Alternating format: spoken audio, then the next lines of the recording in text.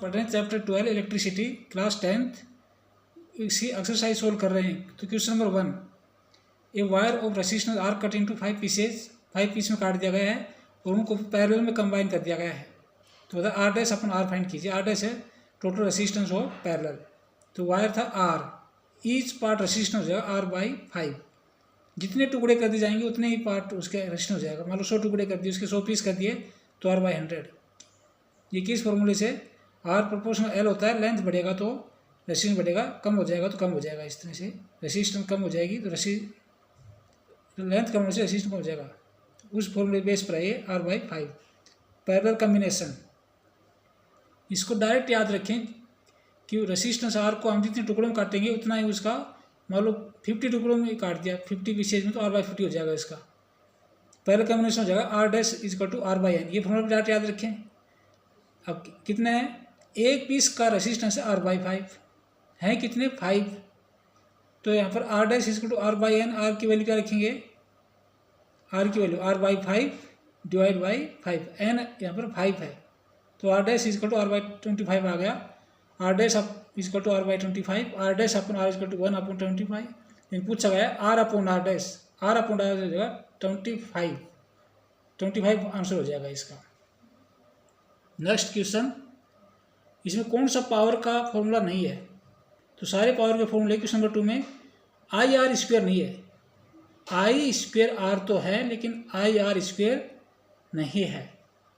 Question number 3, एक bulb rated है, power 100 वाट है, वोल्टेज 22 वोल्ट है 220। तो इसमें पावर से पहले इसका क्या फाइंड हो जाएगा, करंट I फाइंड हो जाएगी। I equal to P/V, current हो जाएगी I इक्वल टू P/V और I इक्वल टू 5/11 एम्पियर।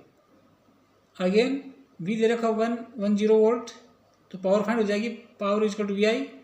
तो पावर इक्वल टू V है 110 इंटू 5 P आ जाएगा 50 वाट। इस तरह से। क्वेश्चन नंबर 4 है, 2 रेसिस्टेंस वायर हैं, कंडक्टर हैं, जिनका length cross section area nature same है। इसका कहने का मतलब यह है कि रेसिस्टेंस सेम है। इसने डायरेक्ट ये नहीं कहा कि रेसिस्टेंस सेम है, इसने कहा कि नेचर सेम है। तो R इक्वल रो L अपन है, उस फॉर्मूले देखें तो लेंथ भी सेम है, क्रॉस सेक्शन एरिया भी सेम है, नेचर भी सेम है, that's mean resistance is same. Resistance same है। इनको सीरीज में दो ऐड करेंगे दोनों वायर्स को, तो RS इक्वल टू 2R। ये मैंने डायरेक्ट फॉर्मूला लगाया, किस फॉर्मूले से, RS इक्वल टू NR लिखवाया था मैंने पहले। और पैरेलल में RP इक्वल टू R/n, तो RP इक्वल टू R/2। अब कहता पोटेंशियल डिफरेंस इज सेम, तो पोटेंशियल डिफरेंस सेम है। इसमें पोटेंशियल डिफरेंस बताया गया है तो हीट का फॉर्मूला हो जाएगा V²/R इंटू में टाइम। अगर करंट बताता है तो I²RT फॉर्मूला लगता है, लेकिन यहाँ पर क्या लगेगा, पोटेंशियल डिफरेंस सेम है तो heat is equal to V²/R into में T। तो HS सीरीज में हीट कितनी हो जाएगी, V² में R की वैल्यू है 2R, सीरीज में कितना आ रहा है 2R इंटू में टाइम। और H पैरेलल में हो जाएगा V² में R/2, तो T ऊपर जाएगा तो V² 2 इंटू में R इंटू में टाइम। ये हीट का आ जाएगा। अब दोनों का रेशो फाइंड करेंगे, HS/HP यानी कि heat of series upon heat of parallel. तो डिवाइड कर देंगे दोनों को और इसको इस तरह से काटा पीटी करके और इस तरह आ जाएगा HS/HP इक्वल टू 1/4। ये तो आपको सोल्व करना तय होगा कि डिवाइड को मल्टीप्लाई कर दिया, HS/HP में डिवाइड में लिखा है, अपन को इसको ना मल्टीप्लाई करके नंबर उलट के और काट देंगे तो HS हमको 1/4। लेकिन HS/HP पूछा है तो 1/4। अगर उल्टा रेशो ध्यान रखना पड़ता है, ऑब्जेक्टिव में विशेष ध्यान रखना पड़ता है, इसलिए मिस्टेक नहीं करनी है। अगर HP/HS पूछता कि पैरेलल हीट और क्या होता है 4:1 हो जाता है, ये विशेष ध्यान रखना पड़ता है। ये नहीं कभी ऐसे ध्यान से निकाल दिया वैसे पुट कर दिया, ऐसा नहीं। अगर ऑब्जेक्टिव पर्सन है तो बहुत ध्यान से करना पड़ता है।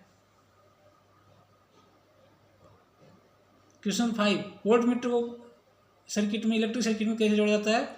Voltmeter connected parallel to the resistor and ammeter in series pattern. Always ध्यान रखो ये बात। वोल्ट मीटर का पॉजिटिव सेल के पॉजिटिव से कनेक्ट होता है, वोल्ट मीटर का नेगेटिव सेल के नेगेटिव से, एमीटर का पॉजिटिव सेल के पॉजिटिव से और एमीटर का नेगेटिव सेल के नेगेटिव से। तो वोल्ट मीटर से क्या हो जाएगा, फिर वोल्ट मीटर उल्टा हो जाएगा। वोल्ट मीटर का नेगेटिव एमीटर के पॉजिटिव से कनेक्ट हो जाता है ऑटोमेटिक। क्वेश्चन नंबर 6, इम्पोर्टेंट है, डायमीटर है 0.5 मिलीमीटर। इसको मैंने मीटर में बदला है क्योंकि रेसिस्टिविटी है वो ओम मीटर में दी गई है, तो इसको भी यूनिट एक जैसे होने चाहिए, ये ध्यान रखना पड़ता है।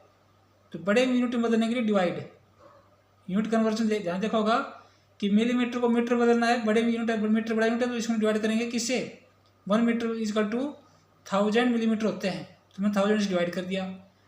तो अगर 5 × 10⁻⁴, एक की -4 कहाँ से आ गया, इसका डेसिमल हटाया 0.5 का, तो ये 5 × इतना आ गया, तो रेडियस हो जाएगी हाफ, 2.5 × 10⁻⁻4 मीटर। रेसिस्टिविटी दे रखी है, रो दे रखा 1.6 × 10⁻⁸ ओम मीटर दे रखा है, रेसिस्टेंस 10 ओम दे रखा है। फॉर्मूला अप्लाई कर देंगे, R equal to rho L upon A, rho L equal to R A, L equal to rho upon, क्योंकि लेंथ फाइंड करनी है, और एल इजकल टू इसमें हम वैल्यू पुट करेंगे, रेसिस्टेंस 10 ओम है, पाई की वैल्यू 3.14 रख दोगे, 22/7 तभी रखोगे अगर कोई नंबर कट रही हो 7 से, अन्यथा 3.14, आर स्क्वायर रख दिया, अपन में रो की वैल्यू रख दी। अब इसमें सबसे पहले इन जीरो को और पावर को इसको एक तरफ सोल्व करना है, 10 × इसको इस तरह लिख देंगे, आप अपने हिसाब से जैसे आपको सुविधा लगे ऐसे करना, लेकिन सबसे पहले डेसिमल हटा देंगे, डेसिमल हटा के और जितने भी पावर है ये 10 पावर है ये सब सोल्व हो जाएंगे। और इस तरह से क्वेश्चन को मैंने इस तरह सोल्व किया है, आपको और भी अच्छा बेटर तरीका लगता है तो आप अपने हिसाब से कर सकते हैं इसको, लेकिन ये तरीके को देख ले। इस तरह से लेंथ आ जाएगी इसकी, अल्टीमेटली लेंथ इतना आ जाएगी, लेंथ आ जाएगी 122.65 और 0.65 को हम लिख देंगे अप्रोक्सीमेटली 7, तो 122.7 मीटर में आ जाएगी, क्योंकि मीटर में इसलिए आएगी कि वो यूनिट सब मीटर में दे रखे हैं। तो इस तरह से आप इस क्वेश्चन को सोल्व कर सकते हैं। मैंने क्वेश्चन 1 से लेकर 6 तक बच्चों करवा दिए हैं सोल्व, बाकी के 7 से लेकर बाकी सब क्वेश्चन नेक्स्ट वीडियो में सोल्व करा दिए जाएंगे। उम्मीद है आपको अच्छे से समझ में आया होगा। तो अगले वीडियो में शेष बचे हुए क्वेश्चन और एक्सरसाइज पूरी हो जाएगी फिर। Thank you for watching.